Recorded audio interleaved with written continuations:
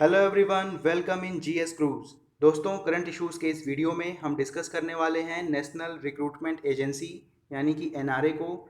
जानने का प्रयास करेंगे कि यह इतनी चर्चा में क्यों है और प्रतियोगी परीक्षाओं के आयोजन के लिए इसे क्यों मील का पत्थर माना जा रहा है। जो भी हमारे दोस्त चैनल पर नए हैं, चैनल को सब्सक्राइब करें और बेल आइकन ज़रूर प्रेस करें, जिससे उन्हें आने वाली वीडियोज़ की नोटिफिकेशंस और अपडेट्स समय समय पर मिलती रहे। तो चलिए वीडियो को स्टार्ट करते हैं। दोस्तों, केंद्रीय मंत्रिमंडल के द्वारा नेशनल रिक्रूटमेंट एजेंसी के निर्माण हेतु अनुमति दी गई है। 19 अगस्त 2020 वेंसडे को प्रधानमंत्री मोदी के द्वारा ट्वीट कर इस जानकारी को स्पष्ट किया गया है। इस प्रकार एनआरए केंद्र सरकार के नौकरियों के लिए एक कॉमन टेस्ट आयोजित करने वाला है, इसीलिए इसे प्रतियोगी परीक्षा के क्षेत्र में मील का पत्थर भी माना जा रहा है। दोस्तों, एनआरए के पास ministry of railways, ministry of finance, department of financial services, staff selection commission यानी कि एसएससी व institute of banking personnel selection यानी कि आईबीपीएस के प्रतिनिधि शामिल होंगे। इस प्रकार से सीईटी के लिए तीन बड़ी भर्ती एजेंसियों यानी कि रेलवेज, एसएससी और बैंक, इन तीन एजेंसियों को अभी कॉमन एलिजिबिलिटी टेस्ट आयोजित करने की अनुमति दी गई है, लेकिन बाद में केंद्र, राज्य, संघ शासित प्रदेशों व निजी क्षेत्र की अन्य एजेंसियों को भी शामिल किए जाने की योजना बनाई गई है।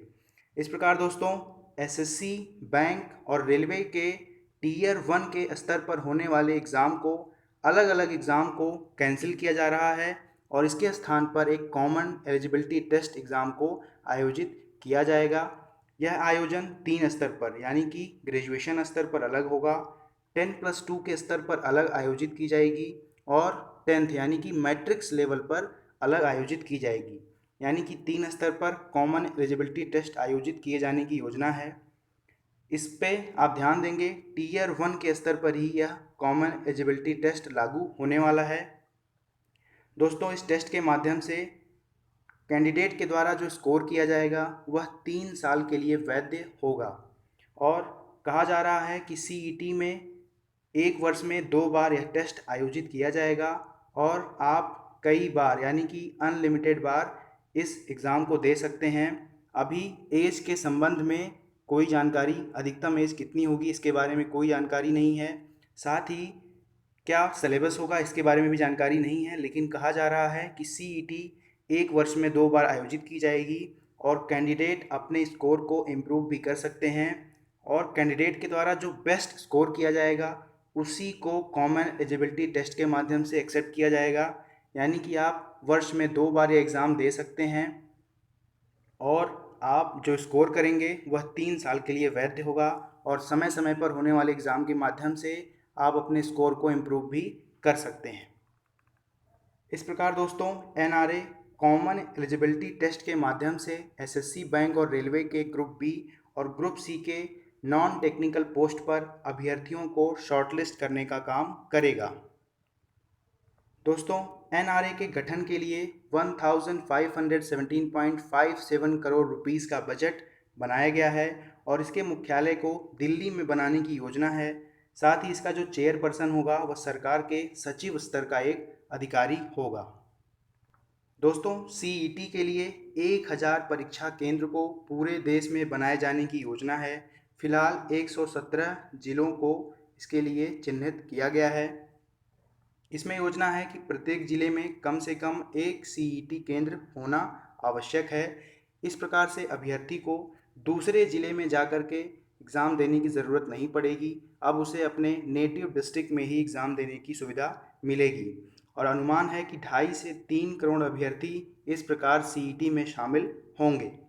दोस्तों, इन उच्च स्तरीय परीक्षाओं जो कि ग्रुप बी और ग्रुप सी के स्तर की हैं, इसमें एक बार उपस्थित होना पड़ेगा टीयर 1 के लिए। यानी कि आपको एसएससी, बैंक और रेलवे के लिए अलग अलग जा कर के टीयर 1 के एग्ज़ाम नहीं देने होंगे, साथ ही एक बार ही आवेदन करना होगा।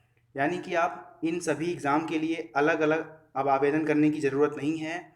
एक बार ही आप किसी एक एग्ज़ाम के लिए या इन सभी एग्ज़ाम्स के लिए आप अप्लाई एक बार में ही कर सकते हैं।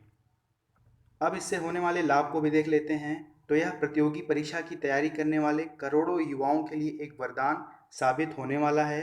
इसके द्वारा मल्टीपल टेस्ट को समाप्त किया जाएगा, यानी कि आप एसएससी, बैंक और रेलवे के लिए अलग अलग टीयर टेस्ट 1 देते थे, अब यह देने की ज़रूरत नहीं है। एक कॉमन टेस्ट आयोजित किया जाएगा जिससे समय की बचत होगी, साथ ही देश के संसाधनों की बचत भी होगी। लेकिन इसके द्वारा एक नेगेटिव पॉइंट ये है कि इसके द्वारा नेशनल लेवल पर जब एग्ज़ाम आयोजित होगा तो क्या होता था, एसएससी और बैंक के लोग एक दूसरे के एग्ज़ाम में जल्दी प्रवेश नहीं करते थे, यानी कि एसएससी का कैंडिडेट बैंक के एग्ज़ाम जल्दी नहीं देता था। लेकिन अब इन सभी कैंडिडेट को एक ही एग्ज़ाम देना होगा। ऐसे में भीड़ बहुत ज़्यादा, कंपटीशन बहुत ज़्यादा होने वाला है।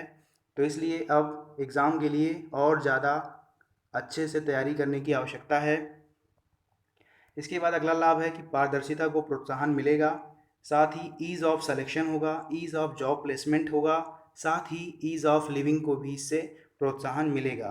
और विशेषकर उस समाज के को टारगेट किया गया है, उस वर्ग को टारगेट किया गया है जो कि लाभ से वंचित रहता है। और इसमें गरीब व महिला वर्ग को विशेष रूप से सुविधा देने की बात कही गई है, जिन्हें लंबी दूरी बार बार तय करनी पड़ती थी प्रतियोगी परीक्षाओं को देने के लिए। महिलाओं के लिए यह काफ़ी ज़्यादा मुश्किल हो जाता है कि वह लंबा सफ़र तय करके कॉम्पिटिटिव एग्ज़ाम को देने जाया करती थी। लेकिन अब कुछ समय बाद एनआरए के स्थापना के पश्चात महिलाओं के लिए और गरीब तबके के लिए, जो बार बार एग्ज़ाम देने के लिए लंबी दूरी तय करता था, साथ ही ट्रैवल के लिए जो कॉस्ट आती थी उसको भी मैनेज करना पड़ता था, इसलिए अब यह कॉमन एलिजिबिलिटी टेस्ट के माध्यम से इन्हें सुविधा दिए जाने की योजना बनाई गई है। तो इस प्रकार से हमने एनआरए को डिस्कस किया। अभी एनआरए के लिए कॉमन एलिजिबिलिटी टेस्ट जो आयोजित किया जाएगा, इसमें अधिकतम एज क्या होने वाली है इसकी जानकारी नहीं है। साथ ही कॉमन एलिजिबिलिटी टेस्ट के लिए सिलेबस क्या होने वाला है, जो कि बहुत ही महत्वपूर्ण होगा। इसमें काफ़ी परिवर्तन देखने को मिलेगा क्योंकि यह नेशनल लेवल पर आयोजित किया जाने वाला है। इसके लिए भी अभी अधिसूचना जारी होगी और अन्य जानकारी भी इसके बाद आने वाली है। मिलते हैं अगले वीडियो में नए टॉपिक के साथ। आई होप ये वीडियो आपको पसंद आया होगा। वीडियो को लाइक ज़रूर कीजिएगा। मिलते हैं अगले वीडियो में। Thanks for watching.